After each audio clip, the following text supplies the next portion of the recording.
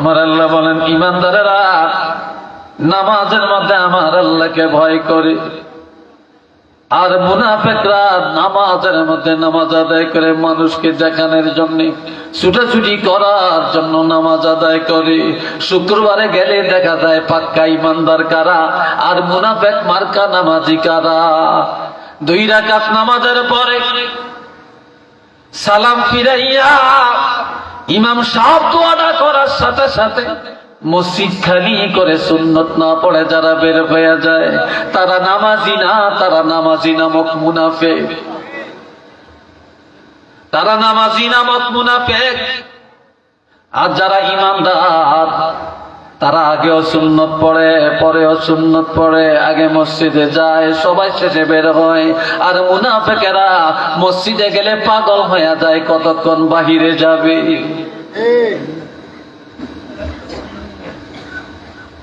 বাবা জানে আমার, এই জন্য জান্নাতে যেতে হলে 4টা আমল। জোরে বলেন কয়টা আমল? জোরে বলেন, আরো জোরে বলেন। 4টা আমল। 1 নম্বরে সাল্লু খামসাকুম, নবী বললেন 5 ওয়াক্ত নামাজ আদায় করো। ওয়াসুমু শাহরাকুম, 2 নম্বরে রমজানের রোজাগুলি সঠিকভাবে পালন করো।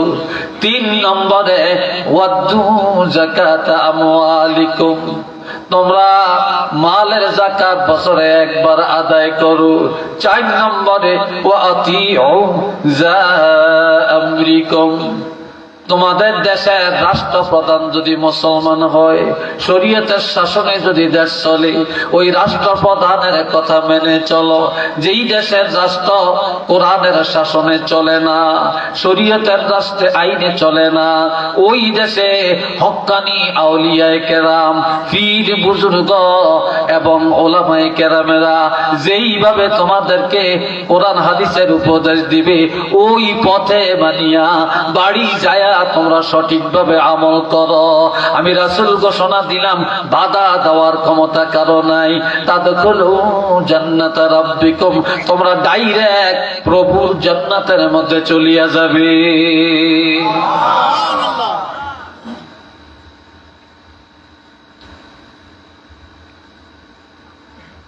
এ বাবাজি আমার, আল্লাহ আল্লাহর হাবিব রাহমাতুল লিল আলামিন শফিউল মুজনিবিন ফজরের 2 রাকাত নামাজের বেলায় কি করলেন, কি বললেন শুনেন। আজ আমরা অনেকেই যোহর পড়ি, আসর পড়ি, মাগরিব পড়ি, এশা ঠিক মতো পড়ি না। আবার যদি এশার নামাজ পড়ি, তালাশ করলে 14 আনা মুসলমান ফজরের নামাজে পাওয়া যায় না।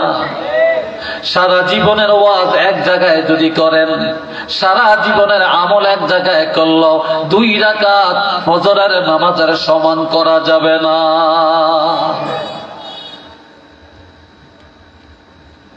আমার প্রাণের ভাইরা, আমার প্রাণের নবী রাহমাতুল লিল আলামিন সাইয়্যিদুল মুরসালিন ইমামুল মুরসালিন বললেন, যে ব্যক্তি 5 ওয়াক্ত নামাজ আদায় করবে আর ফজরের নামাজ আযানের সাথে সাথে ঘুম থেকে জেগে পবিত্রতা অর্জন করে নামাজে দাঁড়িয়ে যাবে, আমি রাসূল ওয়াদা করলাম কিয়ামতের ময়দানে মুসিবতের দিনে আমার ওই উম্মত গুলাকে আমি হাতে ধরে ধরে জান্নাতে টেনে টেনে পুষাইয়া দিব। এটা মারহাবা কর।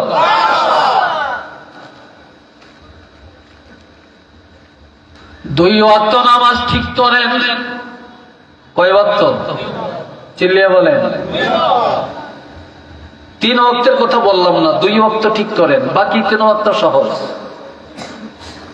বাকি 3 ওয়াক্ত সহজ, 2 ওয়াক্ত ঠিক করেন। আকিমিস সালাতা লিদুলুকিশ শামসি ইলা ওয়াসাকিল লাইলি ওয়া কুরআনাল ফাজর ইন্না কুরআনাল ফাজরি কানা মাশহুদা। আপনারা আর কি চান? একজন উঠে হিটের দিকে চান।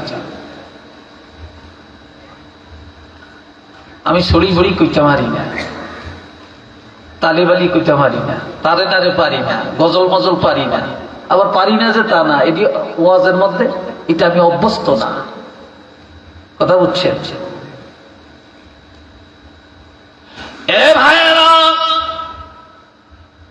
আমার আল্লাহ বলেন সূর্য যখন পশ্চিম আকাশের মধ্যে ডুলে যায় তখন আসরের নামাজ কায়েম করো। ইলা গাসাকিল লাইল, রাত্রের কঠিন অন্ধকার আসা পর্যন্ত। এর অর্থ মাগরিব আর এশার নামাজ। ওয়া কুরআনাল ফাজর, যখন ফজরের সময় হয় মুয়াজ্জিন আযান দেয়, ঘুম থেকে জাগিয়া ফজরের নামাজে দাঁড়িয়ে যাও, ইমামের পিছনে দাঁড়িয়ে দাঁড়িয়ে ফজরের কেরাত শুনো। ইন্না কুরআনাল ফাজরি কানা মাশহুদা, যখন ফজরের নামাজে দাঁড়িয়ে যাইবা জানিয়া রাখো আল্লাহ পাকের লক্ষ লক্ষ রহমতের ফেরেশতারা ফজরের নামাজের মধ্যে সাক্ষী হয়ে যাবে।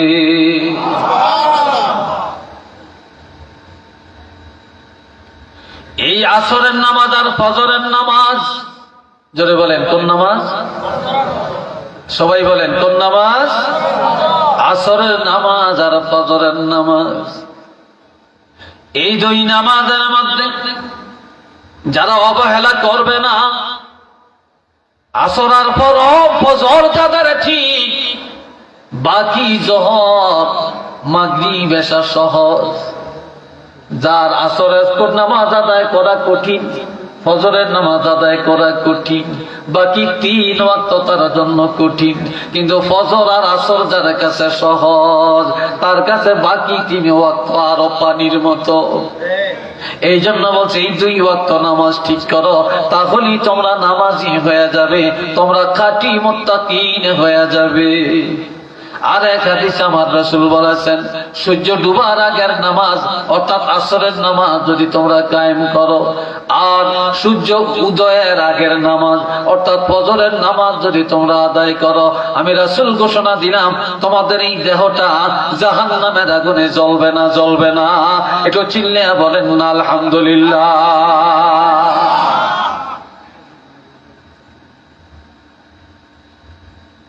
আমার বাবাজিরা, একদিন আল্লাহর হাবিব রাহমাতুল্লিল আলামিন অসুস্থতার কারণে মসজিদে নববীতে যেতে পারেন না, অসুস্থ। হযরত আয়েশা সিদ্দিকার কোলের মধ্যে নবীজি মাথা মোবারক রেখে ঘুমায়, শুয়ে রইছে। মসজিদে নববীতে জমা শুরু হয়ে গেছে গো। হযরত আবু বকর সিদ্দিক রাদিয়াল্লাহু আনহু নামাজের ইমামতি করছিলেন। হুজরা থেকে নজর করলে দেখা যায় নবী বললেন, আয়েশা তুমি একটু আমাকে ধরে বসাও।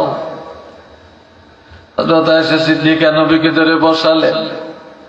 নবীজি মসজিদের দিকে তাকাইলেন, সুন্দরভাবে জামাত চলছে, নামাজ চলছে।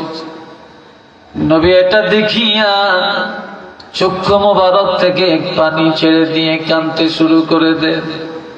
কাঁদতে কাঁদতে বলেন, আয়েশা আমাকে আবার শোয়াইয়া দাও, আবার আমাকে শোয়াইয়া দাও।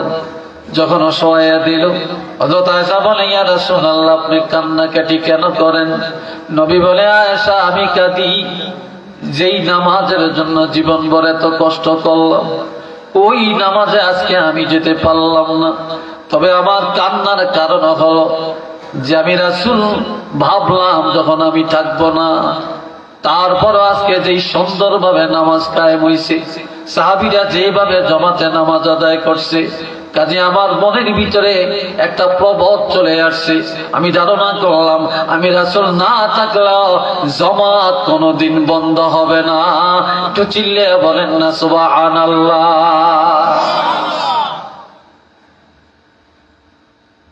এটা মুমিনের 1 নম্বরের কোয়ালিটি। 2 নম্বরে والذين هم عن اللغو معرضون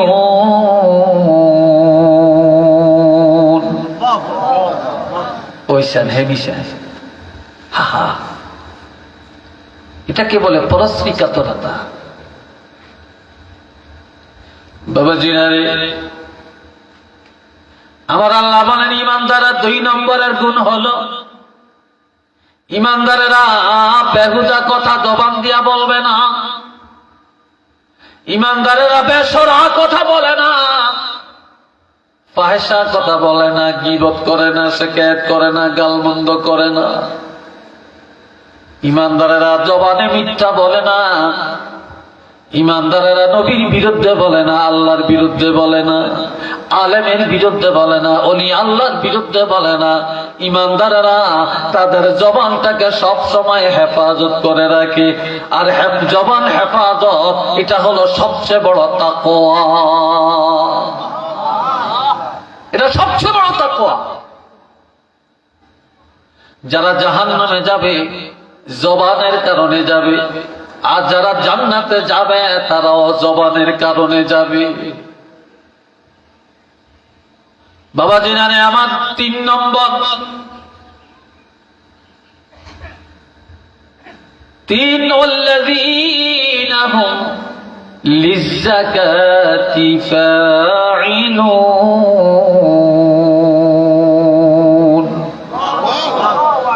ইমানদারেরা কিফন হবে না। বর্তমানে গরিব কম, ধনী বেশি। আর যারা গরিব ছিল তারা আজকে সবচেয়ে বড় ধনী। শহর বন্দর, গ্রামের গরিবেরা জায়গা কিনে বাড়ি করে অট্টালিকায় বাস করে। কেউ কোনোদিন ধারণা করতে পারে না তারা এত বড় লোক হবে। যারা যাকাত খাইতেন তারা আজকে যাকাত দেওয়ার উপযুক্ত, কিন্তু যাকাত দেয় না, যদিও দেয় হিসাব করে দেয় না। আর যাকাত দিলে অনেকে মনে করে সম্পদ কমে যাবে। যাকাত যারা ঈমানদার, যারা মুত্তাকিন, তারা কোনদিন কৃপণতা করে না। তারা 1 টাকা পর্যন্ত হিসাব করে, বছরে একবার যাকাত আদায় করে। গরিবের কষ্ট দিয়ে আদায় করে না, গরিবের বাড়ি যায় যায় আদায় করে, বিধবার কাছে যে আদায় করে, এতিমখানায় যে আদায় করে, এতিমের বাড়িতে যে আদায় করে।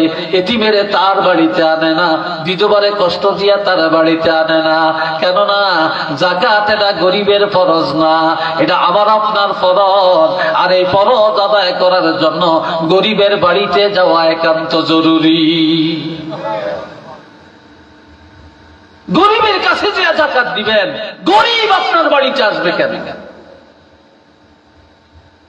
তাই যারা সবচেয়ে বড় মুত্তাকিন, যারা ঈমানদার, তাদের কোয়ালিটি, তারা গরিবের হক গরিবের বাড়ি যায় আদায় করে দেয়।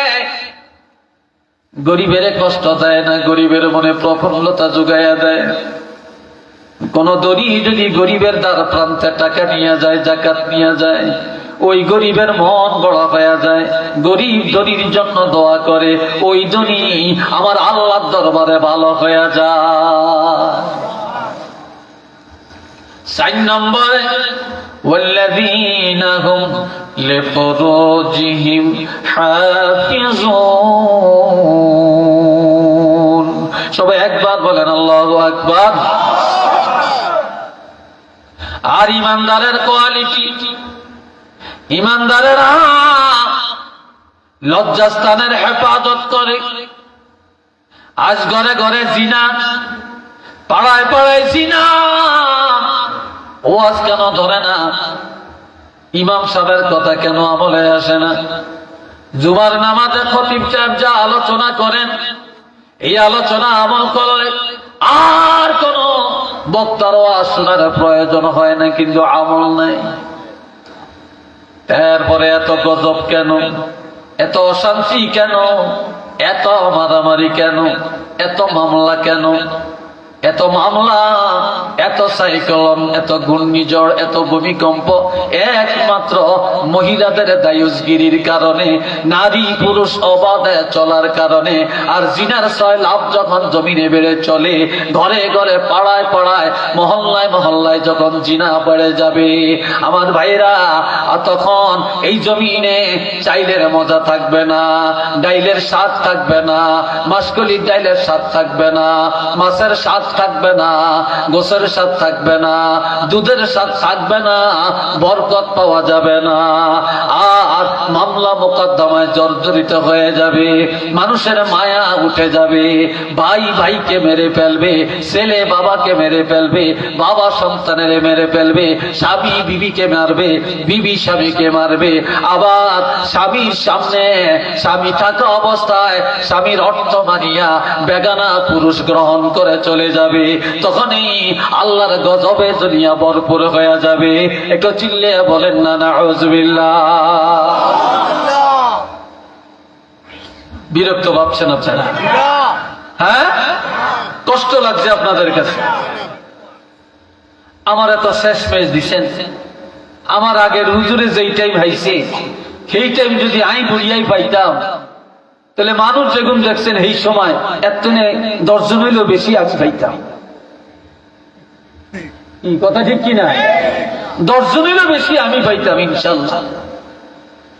তারপরও বাতাস আইলে বৈশাখ মাসে মহিলারা ধানের উড়ায়, তো উড়াইলে দানগুন, সারি দানগুন নিচে পড়ে আর সিডাগুন বাতাসে সরে এলায়। তো ওয়াজ মাহফিলও এরকম তুফান লাগে, বুঝেনি? এই তুফানের ভিতরে বাতাস আসলে ওই বাতাসে সিডারি উড়িয়া যায় গিয়া, আদের এই সারি ধান এরা বসে থাকে। আপনারা হইলেন সারি ধান, আপনারা পাক্কা ইমানদার, আর সিডাগুন উড়িয়া গেছে গিয়া। এই কথাটা কি ঠিক নেই? হ্যাঁ, আমার প্রাণের বাবাজিরা সবাই প্রাণ ধরে মহব্বতে পড়েন সাল্লাল্লাহ, জোরে জোরে পড়েন লা মুহাম্মদ সাল্লাল্লাহু আলাইহি ওয়াসাল্লাম, সাল্লাল্লাহু আলা মুহাম্মদ সাল্লাল্লাহু। আওয়াজটা ভালো হয়েছে না, আরেকটু আওয়াজ দিয়ে বলেন, ইমানি জজবার সাথে বলেন সাল্লাল্লাহু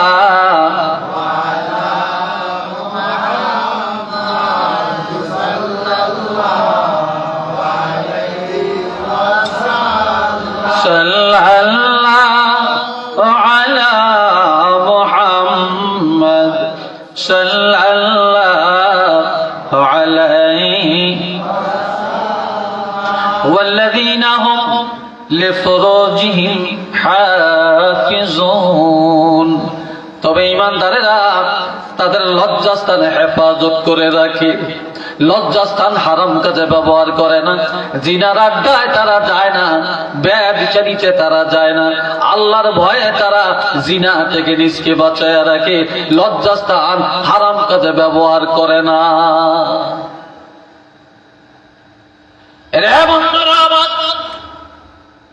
বর্তমানে কিছু কিছু যুবক একেবারে ভালো হয়, নামাজি হয়, আল্লাহওয়ালা হয়, হুজুরের ওয়াজ শুনতে বসে থাকে, মসজিদে যায়, নামাজ পড়ে, মা বাপকে শ্রদ্ধা করে, আলেম ওলামারে শ্রদ্ধা করে, ওস্তাদের শ্রদ্ধা করে।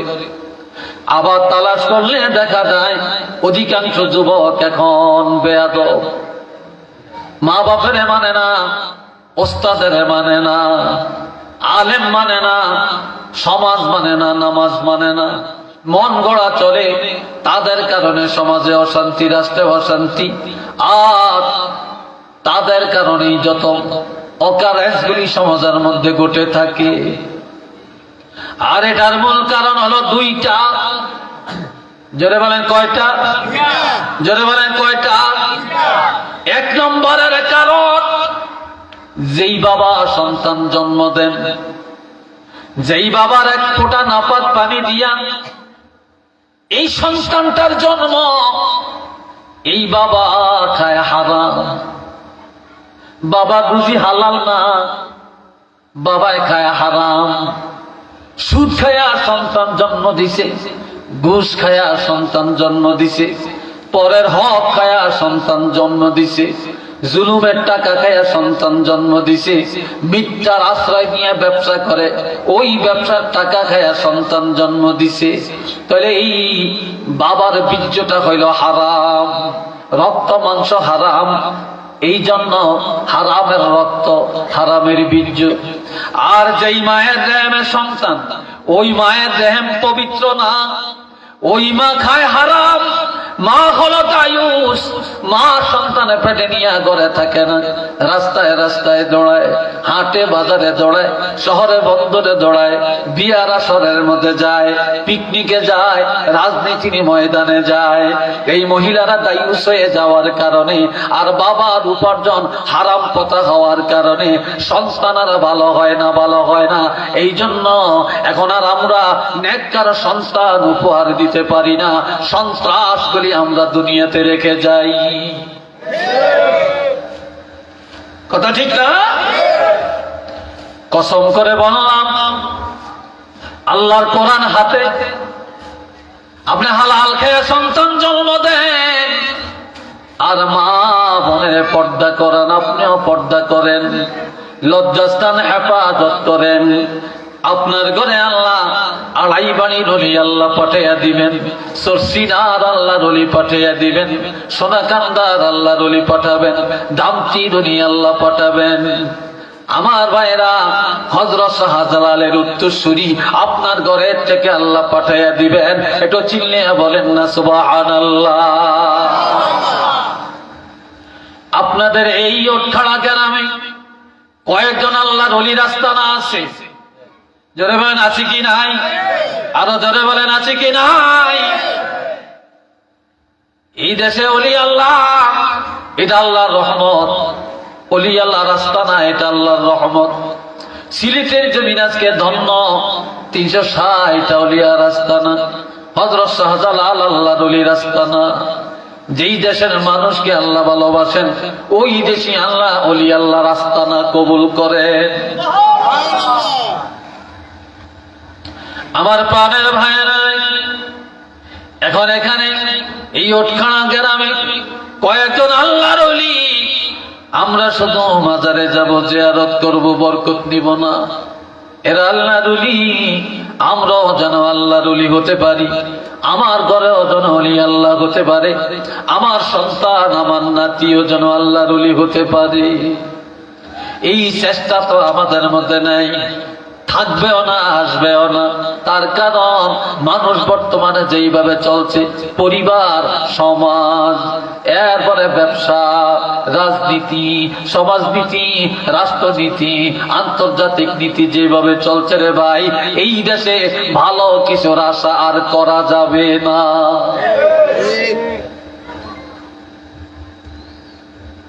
ভালো কিছুর আশা করা যাবে না।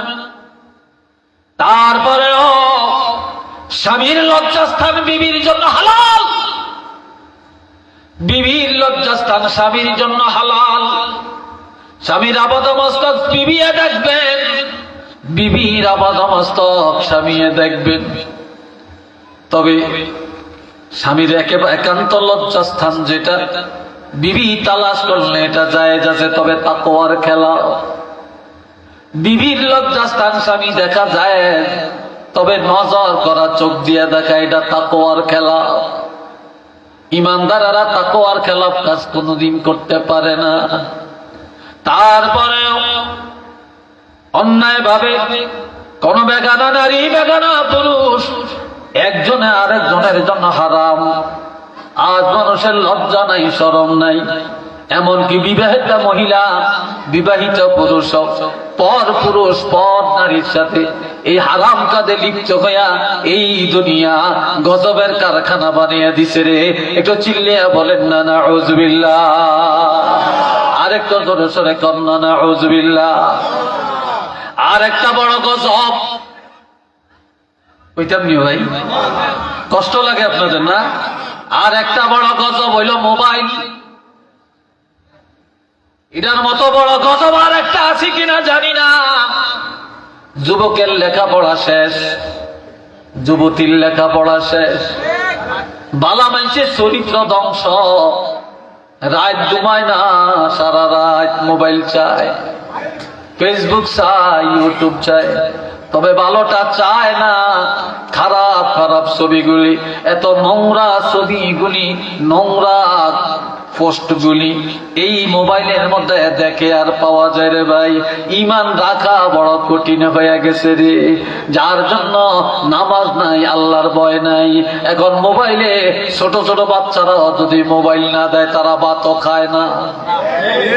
কথা ঠিক না? তারা ভাতও খাইতে চায় না। মা মোবাইলটা হাতে দিয়ে দেয়, খেলা দেখায়, আরেকদিকে মা মুখের মধ্যে খানা ঢুকায়। এই মোবাইলে নামাজ শেষ, আর এই মোবাইলে যত দুর্ঘটনা, মোবাইলে হয় চুরির কন্টাক্ট, মোবাইলে হয় ডাকাতির কন্টাক্ট, মোবাইলে পরে স্ত্রীর সাথে কন্টাক্ট করে তারা অন্যায় পথে চলে যায়। স্বামী তালাক প্রাপ্ত হয়, বিবি তালাক প্রাপ্ত হয়ে যায় এই মোবাইলের কারণে। গাঞ্জার আড্ডাখানা, মদের আড্ডাখানা, জিনার কন্টাক্ট, এই সব এই মোবাইলের দ্বারা এখন করতে সম্ভব। একটু চিল্লে বলেন না রে ভাই, নাউযুবিল্লাহ। তবে কিছু বাবা একেবারে বালা, কিছু বড় ভাই একেবারে ভালো, কিছু দুলাভাই একেবারে ভালো। কতগুলি বাবা ডাকাত, কতগুলি দুলাভাই বড় ডাকাত, কতগুলি বড় ভাই বড় ডাকাত। বড় ভাই বিদেশ থাকে, ছোট ভাই ফোন করেছে, ভাই আমার একটা মোবাইল দাও। আমার ছোট ভাই একটা মোবাইল চাইছে, না দেই কেমনে? এই বড় ভাইটা ডাকাত।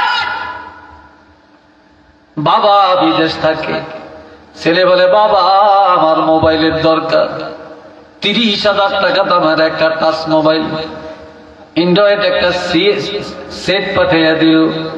আহা বাবা বড় সন্ত্রাস, বড় ডাকাত। দুলাভাইয়ের কাছে শালায় ফোন দিল, দুলাভাই তোমার কাছে কিছু চাই না, একটা মোবাইল চাই। দুলাভাই কয় শালায় তো কিছু চায় না, একটা মোবাইল চাইলো, না দেই কেমনে? তার বৈধ আমার ঘরে। দুলাভাই জাক জমকের একটা মোবাইল পাঠিয়ে দেয়, আর এই মোবাইল দিয়া তারে ডাকাত বানাইলো, লেখাপড়া শেষ করাইলো, বেনামাজি বানাইলো, দোকাবাজ বানাইলো, জিনাখর বানাইলো, চোর বানাইলো, গুন্ডা বানাইলো, তার মৃত্যুক বানাইলো। আর তারপরে তাকে ওয়াজ মাহফিল থেকে দূরে সরাইলো, ওলি আল্লাহ থেকে দূরে সরাইলো, মসজিদ থেকে দূরে সরাইয়া রাখলো। কাজে ওই দুলাভাইয়ের কারণে হলো, বাবার কারণে হইল, বড় ভাইয়ের কারণে হইল। ও দুলাভাই, ও বাবা, ও বড় ভাই, এই তোমাদের কারণে সন্তান অন্যায় পথে গেল, সে জাহান্নামে যাবে, আর তোমরাও জাহান্নামে যাবে।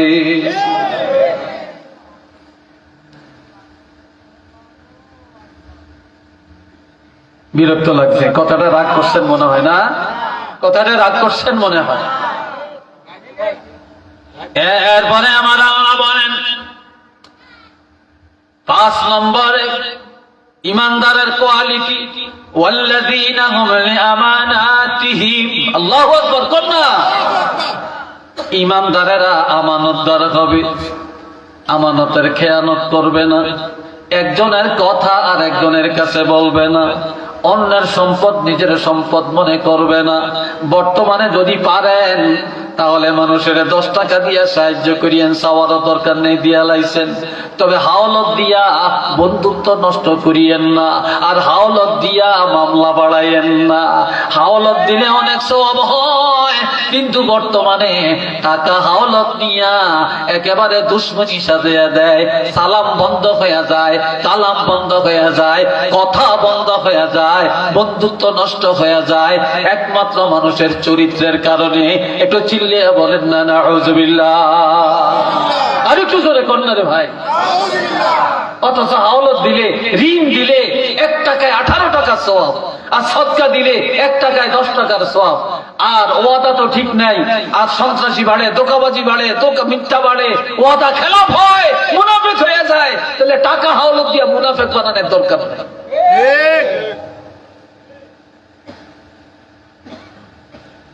আল্লাহ, আমার ভাইরা টাকা যখন নেয় তখন মাশাআল্লাহ জাকজমকে খায়, খুব বন্ধু, খুব ভালো। একবার চাইছে, একবারে টাকা দিয়া দিছি। খুব আনন্দ দেখলে কয়েকদিন চালাম। এরপরে আস্তে আস্তে টাকা যখন নেয় তখন আনন্দ দেয়।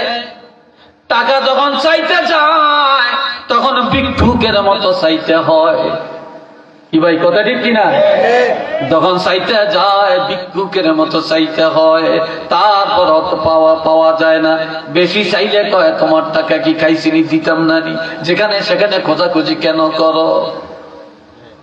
আমাদের সব এক মেম্বার হিটার বাড়ির কাছে এক দরবেশ পাক্কা ইমানদার এসে কয়, মেম্বার সাহেব আমারে 10,000 টাকা দেন, মাইয়ার বিয়া ঠিক হয়েছে, একটু বাজার টাজার করতে হবে।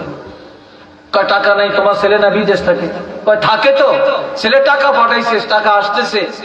তো ইনশাল্লাহ আগামী রবিবারে আমি টাকা উঠাইয়া 11টার মধ্যে আপনার টাকাটা পুষিয়ে দিয়াম। তবে এখন তো আমার বাজারের টাকা নাই, আমরা 10,000 টাকা দেন। রবিবারে দিবা তো? কই ইনশাল্লাহ। কই এরকম বহুত মাসি দিছি, ওয়াদা ঠিক রাখে না। কই জীবনে অনেকেরই দিচ্ছেন, আমার একটু দিয়া ছাড় না। কি কথা ঠিক নেই? আর একটু দিয়া ছাড় না। মেম্বার সাহেব তো দিলেন, রবিবার গেছে টাকা দেয় না, আর এক রবিবার গেছে টাকা দেয় না, কয়েক রবিবার গেছে, এখন সেই লোকের পাওয়া যায় না। একদিন বাজারের মধ্যে মুখামুখি দেখা, খপ করিয়া কাপড়ের জামার মধ্যে ধরিয়া কয়, তুমি না বলছো রবিবারে টাকা দিবা, দিলা না। এরপরে কয়েকটা রবিবারে গেল, টাকা দাও না। তুমি না বলছো অনেকেরে দিছি, তোমারে দেই না। তোমারে দিলি বুঝলাম, আমি তো বুঝা গেছি তুমি যে সিটার। কি মেম্বার সাহেব, আমরা তো টাকা নিছি, আমি দিমো কইছি, বিপদে পড়িয়া গেছি, দিতে পারি না। এমনি হাটে বাজারে আপনি আমার বুকে এইভাবে জামার মধ্যে মুঠ করিয়া ধরবেন, আর আমারে এত মানুষের সামনে সিটার কইবেন নাকি আপনার টাকা দিতাম না? তার উল্টা ঝাড়ে। তখন মেম্বার সাহেব কয়, যা টাকা তোমারে দিলাম, ওয়াদা মতো দিলা না, আজকে চাইছি, তোমার নাকি অপমান হয়েছে, বেজ্জতি হইলা। তবে আমি আর কোনোদিন তোমার কাছে টাকা চাইতাম না। আমার 10 টাকা তুমি খাইতে পারবা না, একদিন হলো আমার টাকার হিসাব দেওয়া লাগবে। লোকটাই কয়, মেম্বার সাহেব কোন দিন হিসাব দিতাম? কয় কিয়ামতের ময়দানে হইল আমার ইহা টাকার হিসাব দেওয়া লাগবে।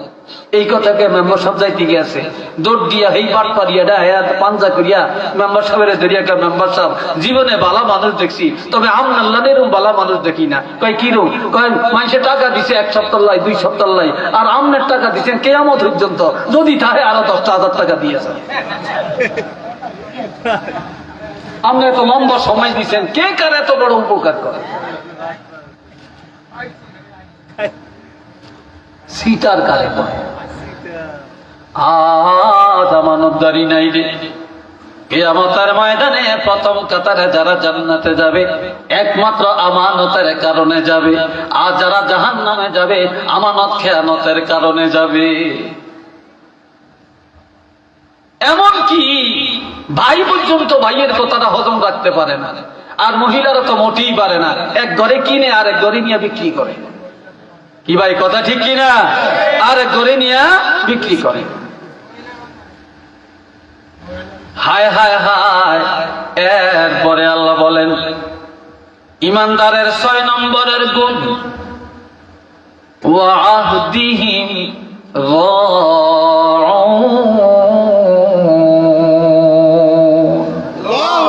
ইমানদারেরা কোনদিন ওয়াদা খেলাফ করবে না।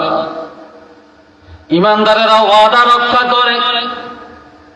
সোনাকান্দার আল্লাহর ওলি আব্দুর রহমান হানাফি রহমাতুল্লাহ আলাইহি তিনি ইন্তেকালের আগে বলছিলেন, বাবা আমি যেদিন ইন্তেকাল করব, আমার ইন্তেকালের পরে আমার জানাজা পড়ার আগে, আমার জানাজা পড়ার আগে আমার ডায়েরিটা খুলে দেখবা, আমি যেদিন মারা যাব সেদিন কত আমার দাওয়াত লেখা আছে কিনা, আমার কোথাও যাওয়ার ওয়াদা আছে কিনা।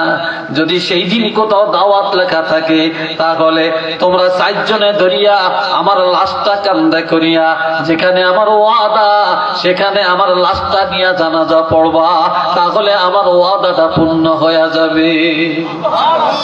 তো জোরে কর না রে ভাই। মুনাফিকের আলামত হলো তিনটা। যদি বলেন কয়টা? আয়াতুল মুনাফিক সালাসাতুন।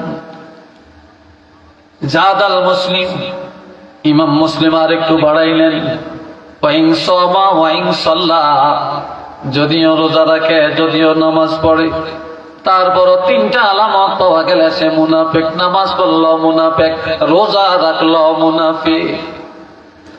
এক নম্বরে ইজা হাদাসা কাযাবা, যখনই কোনো কথা বলে মিথ্যা কথা বলে, যখনই কোনো দাম চায় মিথ্যা দাম চায়, যখনই কোনো হিস্ট্রি বলে মিথ্যা বলে। মৃত্যু কি দুনিয়া না পাক। বাজার গেলে কাপড় এটা 10 টাকা দিয়ে কিনছি, আপনি 11 টাকা দেন লাগছেন কেজি গেছি। গরু কিনতে গেছেন মিথ্যা কথা, জমিন কিনতে গেলেন মিথ্যা কথা, রাজনীতির ময়দানে মিথ্যা কথা। একজনে গাড়ি পোড়া দেয়, আরেকজনে গাড়ি পোড়ার আসামি হয়। বন্ধুরা আমার, নিজের দলের হলে 7 খুন মাপ, আর বিরোধী দলের হলে অন্যায় না থাকলেও অন্যায়কারী বানাইয়া জেল খাটায়। কথা ঠিক কিনা? তাহলে এই দেশে শান্তির আশা করা যায় না, যায় না, যায় না। আর ওয়াদা নাই নাই। এক নম্বরে মুনাফিকের আলামত, যখন এই কথা বলে মিথ্যা বলে। 2 নম্বরে ওয়াইদা তুমিনা খা ওয়াইজা ইজা ওয়াদা আখলাফা, যখন এই কোনো ওয়াদা করে খেলাফ করে। 3 নম্বরে ওয়াইদা তুমিনা খানা, যখন এই আমানত রাখা হয় আমানত খেয়ানত করে ফেলে। এই লোকটা 3টা আলামত থাকলে নামাজ পড়লো সে মুনাফিক, রোজা রাখলো সে মুনাফিক। একটু চিল্লিয়া বলেন না নাউযুবিল্লাহ। আরেকটু জোরে কোন। কষ্ট হয় আপনাদের? কি ভাই কষ্ট হয়? এরপরে আমার আল্লাহ বলেন 7 নম্বর, এই শেষ কথা, মজার কথাটা সামনে, মজার কথা সামনে। ওয়াল্লাযীনা হুম আলা সালাওয়াতিহিম ইউহাফিজুন।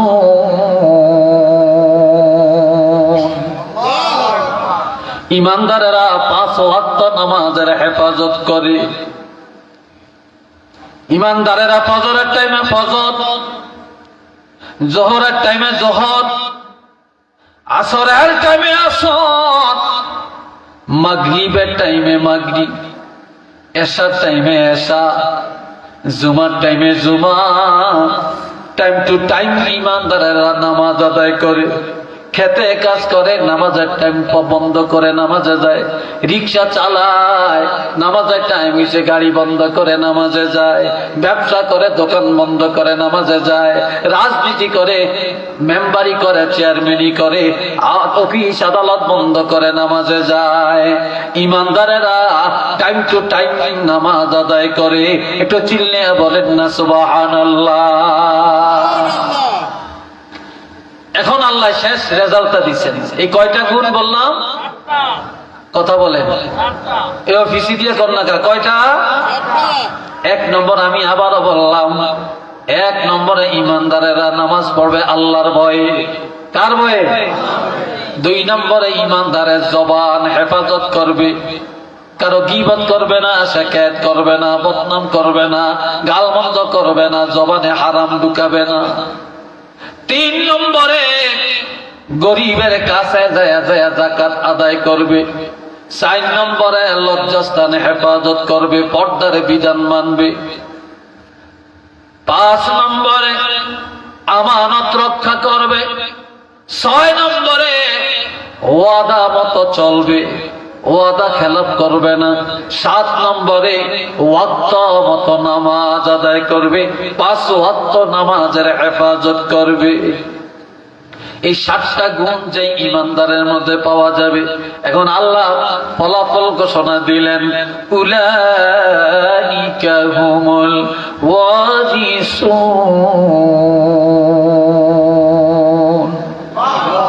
তারাই হলো ওয়ারিস।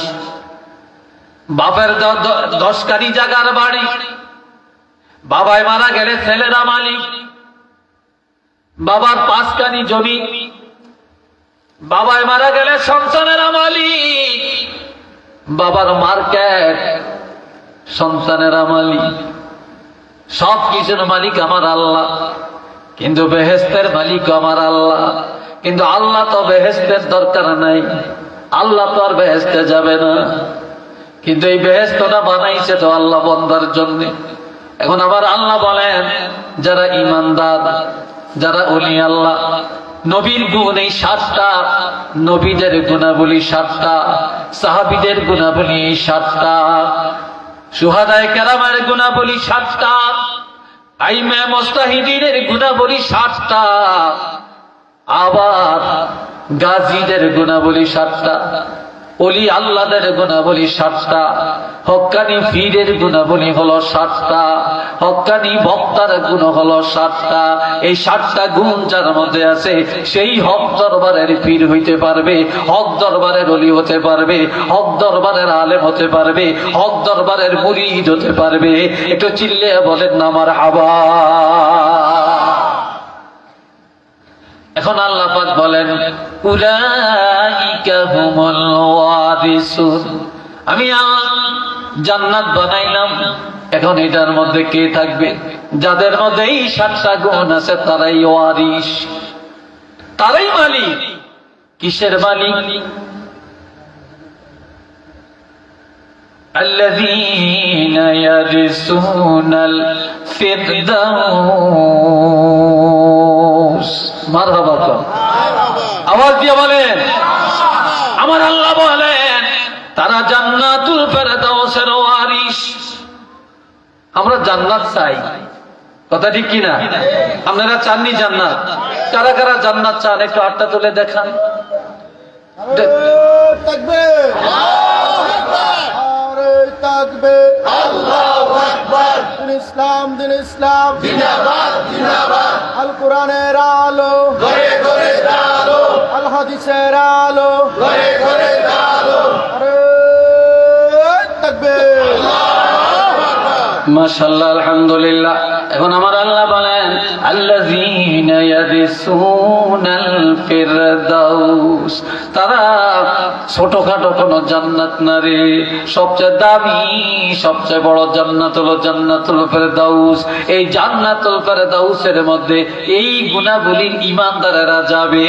একটু চিল্লিয়ে বলেন না সুবহানাল্লাহ। আমার বাবাজি যারে এই জন্য হাতে ধরে পায়ে ধরে বলে যাই, ইমানের জীবন যাপন করেন, দুনিয়ার ধোঁকাবাজি গুলো ছাড়েন। সবাই কবরে যাব, কবর বেশি দূরে না। নবীজি বলছেন, সময় থাকতে আমল করো, জওয়ানকালে ইবাদত করো, বুড়া হইলে পারবা না।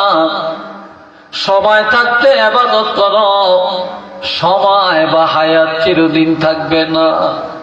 টাকা থাকতে গরিবের পাশে দাঁড়াও, অর্থ থাকতে দান করো, তোমার অর্থ চিরদিন তোমার কাছে থাকবে না।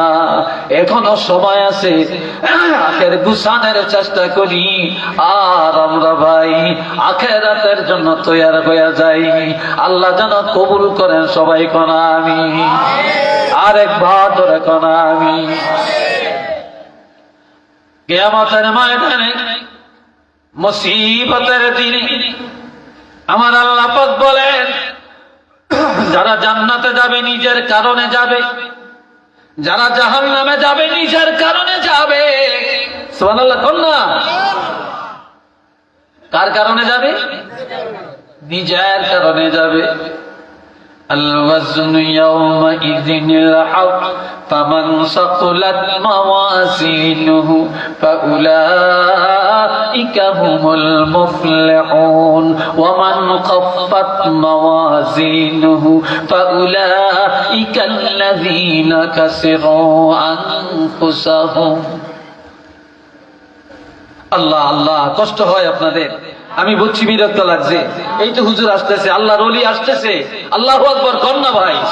এই কিছুক্ষণের মধ্যে 2-3 মিনিটের মধ্যে হুজুর চলে আসবে। এ বাবাজিরা খেয়াল করেন, আল্লাহ আমার বাবাজিরা, আমার আল্লাহ বলেন কিয়ামতের ময়দানে মুসিবতের দিন প্রত্যেকটা মানুষের নেক আমল বদ আমল পাল্লার মধ্যে ওজন দেওয়া হবে। এই বাচ্চাটি কত করে দাঁড়ায় কেন, হাঁটে কেন? আপনারা কি স্বাধীন চেতা হয়ে গেলেন নাকি? আমি তো বুঝতেছি না। কোরআনের তাফসীরের মাহফিলে এরকম হবে, এটা আপত্তিকর। আমি এতক্ষণ যা বলছি, এখানে যদি কোনো হক্কানি আলেম থাকেন তাহলে বুঝবেন যে আমি সরাসরি তাফসীর থেকেই কথা বলছি এবং তাফসীরের আলোচনাই করছি। আপনাদের পোস্টারে যা দিচ্ছেন আমি সেই অনুপাতে কথা বলছি।